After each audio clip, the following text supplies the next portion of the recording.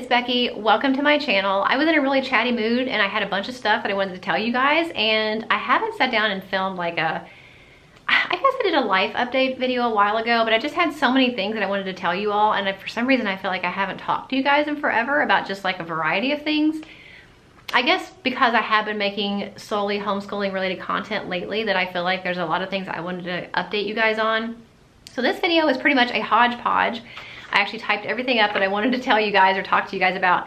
A couple of them are homeschool related, homeschool mom related, and then the rest of the stuff is just kind of like life in general. So if you guys want to hear me ramble on about the things that are going on in our life and the things that are going on in our homeschool world, then stay tuned. Okay, so the first thing is, and there's been a lot of talk about this in the homeschool community, is the Amazon TV show Shiny Happy People, which is basically a series talking about the Duggar family, and specifically the IBLP community, which is the Institute in Basic Life Principles, which is the, I don't know, the religious group teachings that the Duggars follow and raise their children to follow, and kind of the fallout from that, the aftermath from that. Some would even call it a cult, which I definitely, personally, from what I've heard, would call it that as well. Very legalistic, which is very dangerous for anybody. So anyway, with that in mind, a lot of focus in the first 2 episodes, I noticed, because I've watched all the episodes except the last one, it seemed like a lot of focus was put on Bill Gothard, the IBLP community, and even the homeschooling curriculum that was designed to follow Bill Gothard's teachings, which again, like I said, were very cult-like, very legalistic, sometimes just downright wrong. Definitely not biblical truths. And so he made this curriculum that was to reinforce these topics that he was teaching. And it seemed like the way that it was worded on the show, and people I've seen asking questions of other homeschoolers on YouTube, what do you think about the homeschooling curriculum that was designed by Bill Gothard? And do all homeschoolers prescribe to his level of whatever you want to call his teachings? I don't even know what to call them. And then also kind of almost putting a bad light on homeschooling, because these children were and are subjected to these wrong teachings, these extreme teachings, even if some of them are based in truth, like the severity of them, and then the other like total things that are not truthful at all to the Bible. Basically making it seem like that if you homeschool, you are a religious fanatic and you're following like some type of cult-like behavior, some type of brainwashing behavior. You know, it really I feel like it put a bad spin on it, and kind of made homeschooling seem like that's what people homeschool for, is to be able to brainwash their kids, lead them into a cult, you know, all these different things. So basically my overarching comment about that is, there are agendas in every environment. If your child is in public school, that public school system is, and that curriculum is designed by somebody. That person is going to have a slant one way or the other, whether it's biblical or not biblical. And then they're putting that curriculum out for children to learn and hopefully remember. Every that designs a curriculum is going to have a political stance. You know, you're going to have some history books that argue that a certain event didn't happen at all, or maybe didn't happen the way that another history book said that it happened. Every single thing that is written, whether it's a homeschool curriculum or a book, a nonfiction book, everybody is writing these curriculums from their own personal slant and perspective to some degree. And so if your child is in public school, they are learning what this curriculum is teaching to be true. Whether it is or not, whether it's 100% accurate or not, they're learning that as if it were true. And it's the same thing with homeschooling curriculum. And that is one of the benefits of homeschooling, is you can usually choose your own curriculum. You know, do you want a secular curriculum? Do you want a biblical curriculum? And even within biblical curriculum, and even within secular curriculum, you're gonna have variation. It's just the way that it is, because they're written by humans, and every human has a different way of writing, a different way of presenting, a different way of believing, a different way of thinking. So that's just going to be the way that it is. So unfortunately, to take the good with the bad, to take the freedom of homeschooling and the freedom of choosing the curriculum that you want for your child, that freedom is an amazing freedom, but at the same time, it can also be a negative thing if, you know, you have people who are in this situation using this IBLP curriculum to maybe teach some things that aren't right, or, you know, the extremes of certain things. As a Christian, it's really hard for me to say, you know, I have to take the benefit of being able to teach my kids what I want and infuse God into our curriculum. That's a huge benefit for us. But because I have that benefit, I know that somebody else who may not agree with what I believe, they have that same right. So if somebody is a Satan worshiper and they want to find this curriculum all about Satan worship and, you know, all these different things, unfortunately, that is one of the bad negatives that has to come, that enables the good positives, if that makes sense. I don't know if that makes any sense, but I guess what I'm saying is all homeschoolers do not prescribe to Bill Gothard's teachings. All homeschoolers do not want to manipulate and brainwash their kids. You know, most homeschoolers want their kids to be well-educated, well-spoken, you know, eventually work towards independence and be successful in their life, whether they're using a curriculum that's biblical or not. But there are people out there, we do know, and obviously they exist, where they are teaching their kids things that may or may not be right, may or may not agree with and line up with what you believe, but you got to take that bad in order to be able to have that good. So that's just kind of my slant on that, about what I kind of felt like was being said, and especially in the first 2 episodes, like they were putting this negative light on homeschooling as if it were a means to like keep these kids under wraps and like manipulate them and, you know, prey on them and do all these bad things. That's not really anybody that I know or have ever seen. That's not their intention of homeschooling. That is a very small percentage of the homeschooling community. So that's kind of my thoughts on that in a nutshell. And then also, speaking of homeschooling, our schedule will be a little bit different this year more than ever. I mentioned just a second ago about working towards independence. Our oldest daughter has already graduated from her homeschool high school. She's also graduated from college. So I'm down to homeschooling 1 child. My youngest will be in 8th grade, starting in like 3 weeks. So our homeschool year starts in the middle of August. And as I'm working towards more independence with her, you know, that's obviously, I'm going to be there to help her, and there are certain subjects and things that we're going to do that I'm going to still work with her on. But as she's getting into 8th grade, 9th grade, 10th grade, definitely, we are trying to get her to a point where I'm working myself out of a job. She's needing me less and less, at least on the day-to-day basis. I'm still going to be there to help. I'm still going to be there to grade and guide and answer questions and plan the curriculum for her and like all that stuff. But as far as the day in, day out assignments, the goal for me, I think, is to get her to a point where she can do all of her work completely, almost completely, if not completely independently, because that's what's going to happen when she's in college. So we're working slowly and surely to that point. So as she gets older, obviously, I'm working constantly thinking, keeping that in mind to help her, you know, set her up for success, choosing curriculum that I think is going to work well for her, setting up her schedule that I think is going to, you know, help her and benefit her and the way that she thinks and the way she likes to do things. So with that in mind, that's going to free up a little bit more time for me during the day. Also, my husband and I have just recently joined the gym, which is something I never thought I would do. I am not a gym person. I actually got an F in gym class in high school because I didn't want to sweat in public. And I'm also very uncoordinated, very non-athletic. Like it's me and physical education do not mix. I do work out. I've worked out consistently for 10 years now, but I've always done it at home. I lost 35 pounds 10 years ago at home. You do not have to go to a gym to lose weight.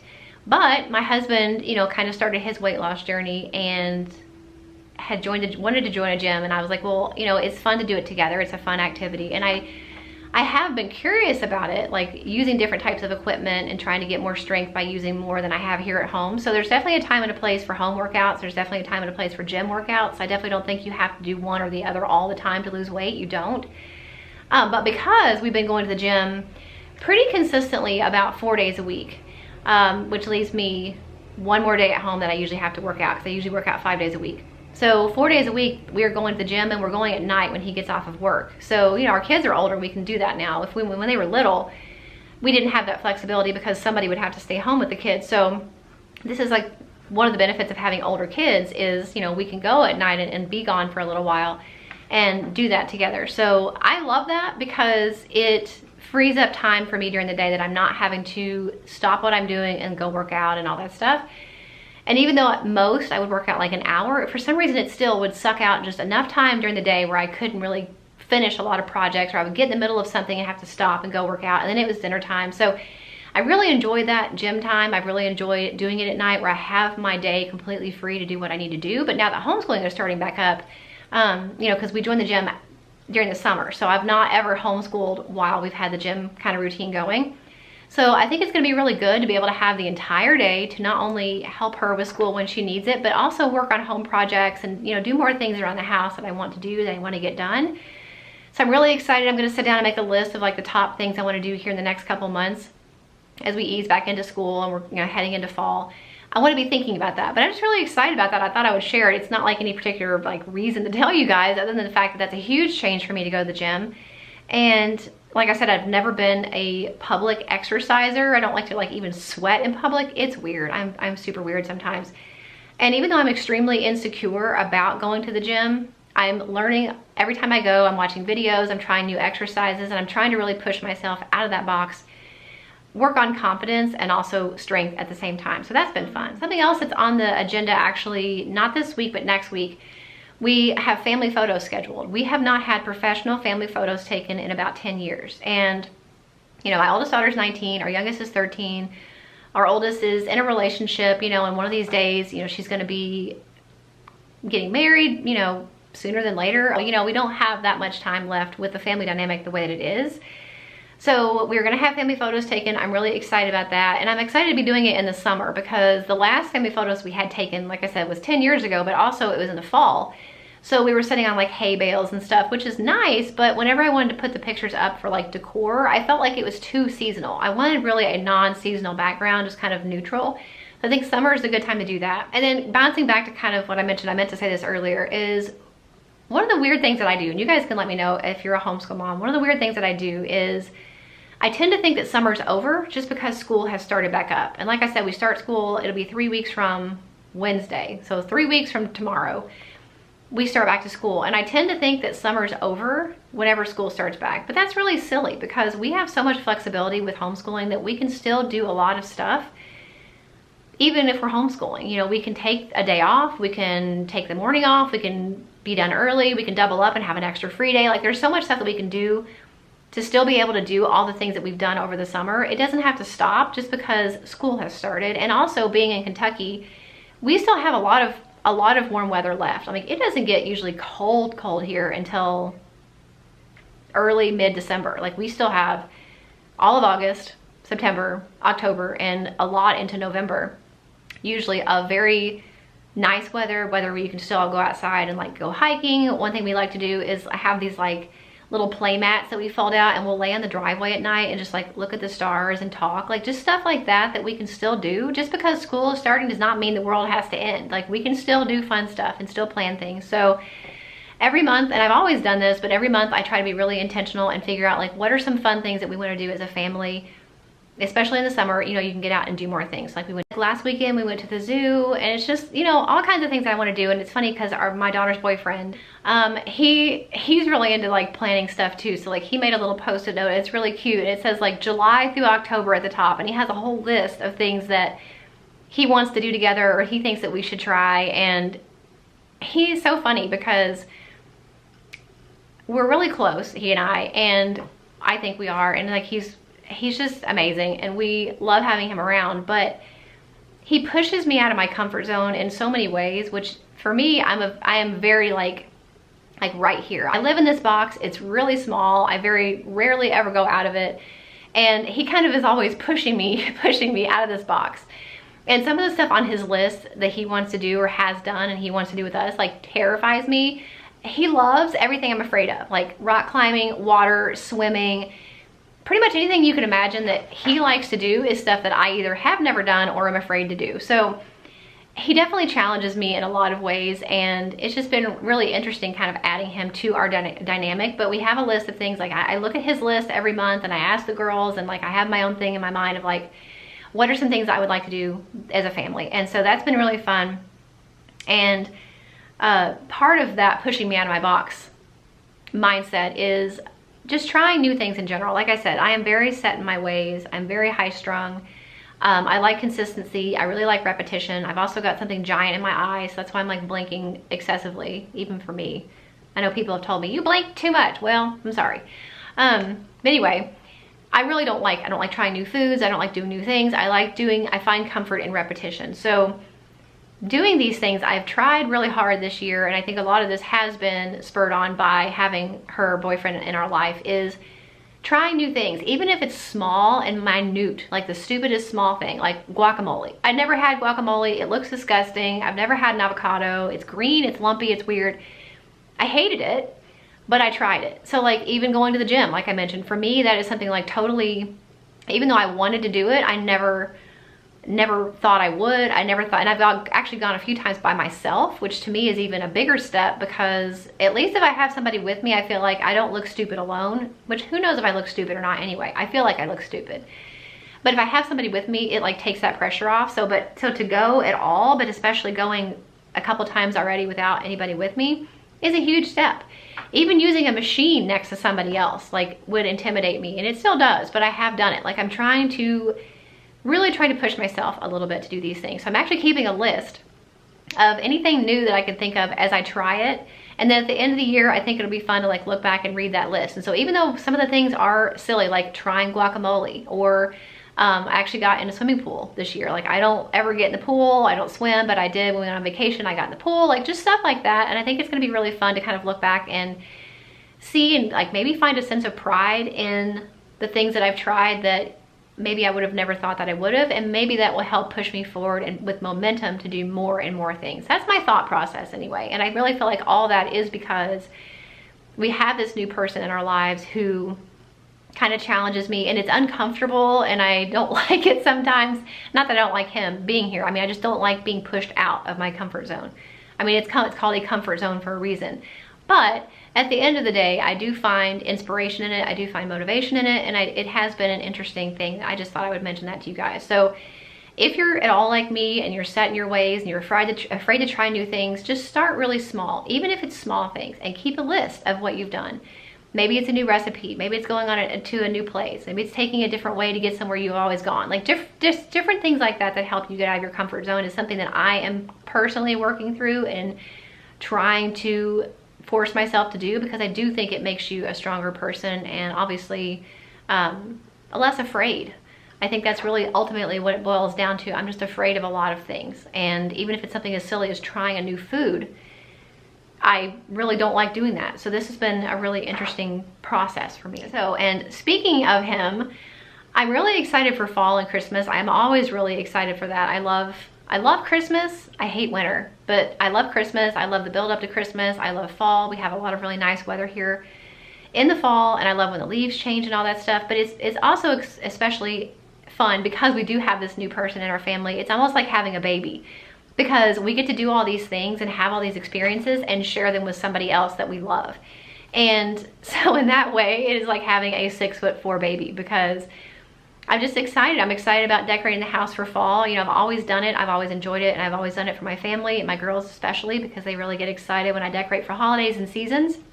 But it's really fun to be able to do that knowing that now somebody else is going to get, you know, to experience that. You know, it's just part of the way that I feel like I love and serve my family. And it's a way that I'm excited to love and serve him, since he's part of our family.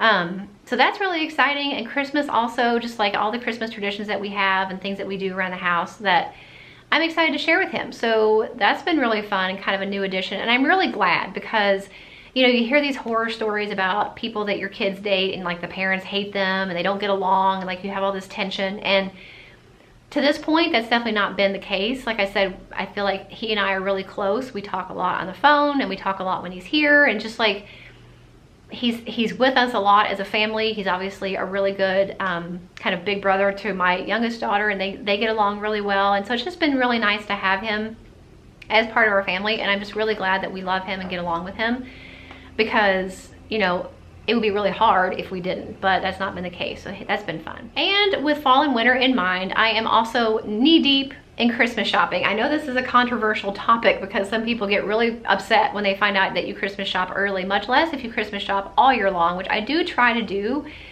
Sometimes I don't, just because I do worry about if I get something like super early, there's like no way I can return it by the time Christmas rolls around if it doesn't work out. But for the most part, I do have to get all of my Christmas shopping done, at least for the girls, by the end of October, because I share every year. I share what we're getting them for Christmas. So that's videos that I have to have all the gifts ready for and film and edit and upload and everything the week before Thanksgiving. So that doesn't give me a huge turnover time between the end of October and the week before Thanksgiving to get those videos up. So I do have to have at least the girls' Christmas shopping done by the end of October. And I feel like, you know, I've got like 2.5 months left. So that seems like a long time, but I don't really have, like, there's one kid in particular that I've got a couple ideas for, but then the other one, I'm like, I have no clue whatsoever.